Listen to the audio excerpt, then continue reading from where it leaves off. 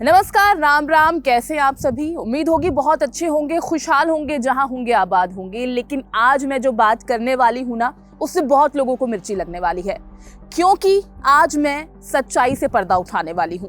कई स्टार्टअप कंपनियां और उसमें काम करने वाले बहुत से ऐसे नौजवान जो बहुत सारे सपने लेकर जाते हैं, लेकिन क्या हश्र होता है उनका, उस पर मैं बात करने वाली हूँ। बात करें अगर देश की उन्नति की, देश की तरक्की की, तो उसमें सबसे ज्यादा योगदान किसका माना जाता है? देश के युवाओं का, आप जैसे हम जैसे युवाओं का। लेकिन कौन पूछता है उनका हाल? किसको है उनका ख्याल? किसी को नहीं।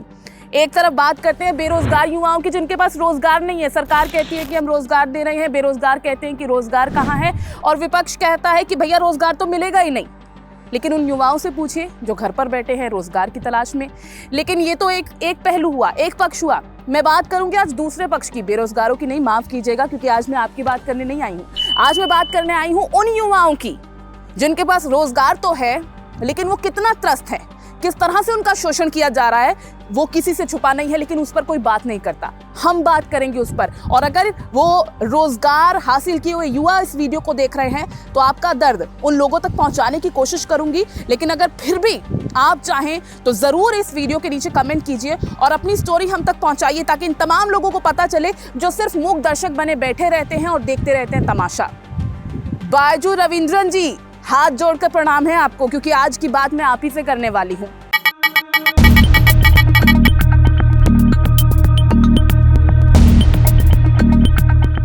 किस तरह से आप प्रताड़ित कर रहे हैं अपने कर्मचारियों को, ये तो खैर आपके कर्मचारी बहुत अच्छे से बता पाएंगे, क्योंकि जिस तरह से उनके हालात हो चुके हैं, ये तो वही बात हो गई, धोबी का कुत्ता, ना घर का ना घाट का। काम कर रहा है तो पगार नहीं है, पगार है तो कट कर आ रही है, दिन भर कुत्ते की तरह काम कराया जा रहा है। लेकिन उसके बाद क्या? उसके बाद भी बेचारे को पगार नहीं मिलती, उसके बाद भी कट कट कर पगार आती है। बात अगर कर ली जाए अपने हक की, तो उसके बाद आप उसे घर से माफ कीजिए, घर ही है वैसे तो, लेकिन फिर भी ऑफिस से, दफ्तर से बाहर का रास्ता दिखा देते हैं, क्योंकि उसने अपने हक की बात कर ली। लेकिन माफ कीजिए, अपने देश में हक की बात करना कहाँ वाजिब है?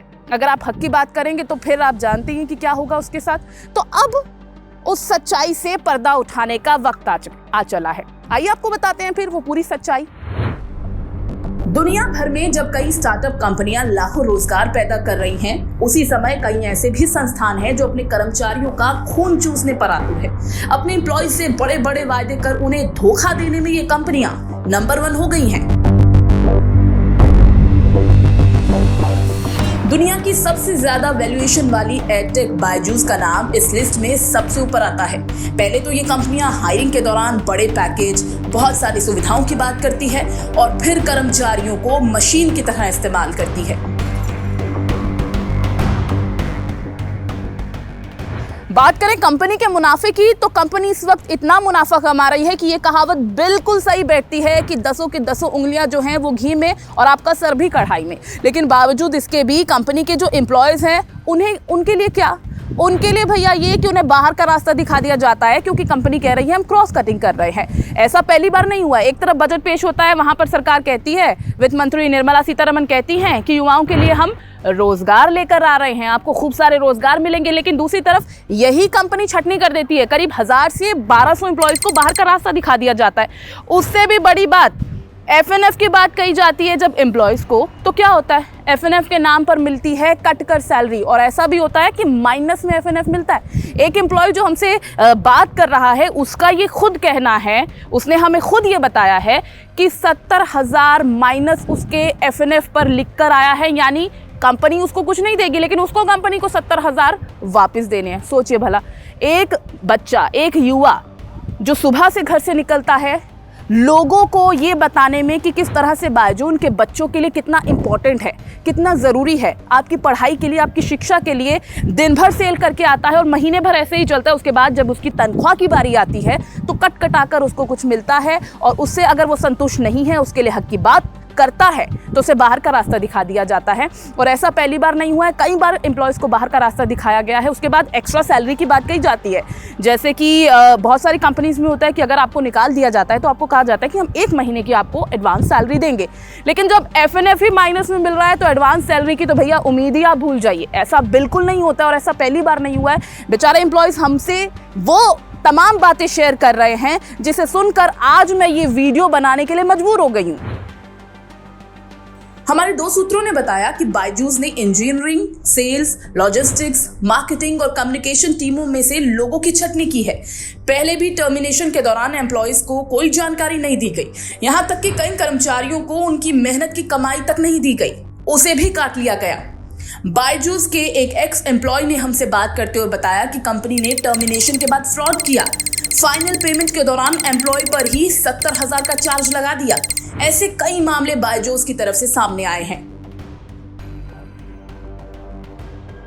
कर्मचारियों के साथ इतनी प्रताड़ना के बावजूद न सरकार और ना ही रेगुलेटरी अथॉरिटीज बायजूस के खिलाफ किसी तरह का कोई भी एक्शन लेने को तैयार है। इस कंपनी के ऐसे रवैये से देश भर के कितने ही युवा बेरोजगार हो गए हैं।